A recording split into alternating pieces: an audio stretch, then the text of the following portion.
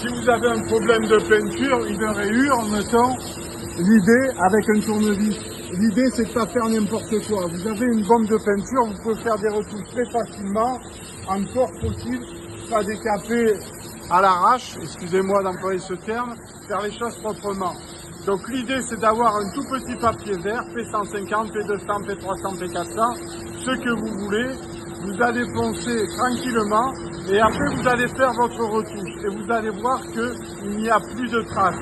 C'est important pour les litiges transport et c'est important de l'expliquer à l'utilisateur final avant qu'il dégrade avec des produits, des détergents son appareil et qu'il ne soit pas récupérable. Je vais laisser Victor vous montrer comment on ponce.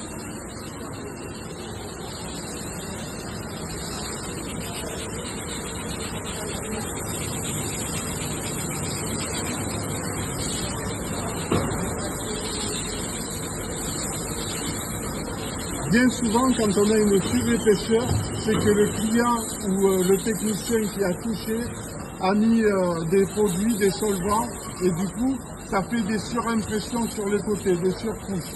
Autrement, la peinture, en gros, son épaisseur est en micron.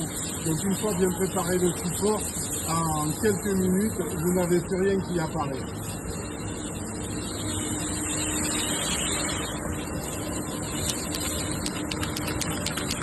On secoue bien la bombe, c'est important, et on va faire des passages réguliers. On laisse un peu sécher si on veut, on fait un autre passage, mais on fait attention à ce qu'il n'y ait pas une surépaisseur et des coulures. Vous voyez, il y a un peu plus, il y a 1 main et demie à peu près de distance. On fait régulièrement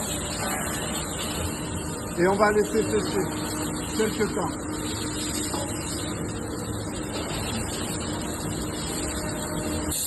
Donc là, on est en train de sécher un petit peu pour gagner du temps.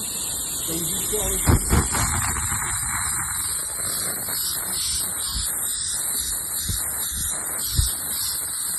Quand tout sera fait, vous verrez que tout sera sur la même nuance. Voilà, maintenant c'est fini. Vous pouvez voir qu'on ne voit plus de traces de rien. Donc c'est assez facile. Il suffit juste de le faire proprement et c'est important.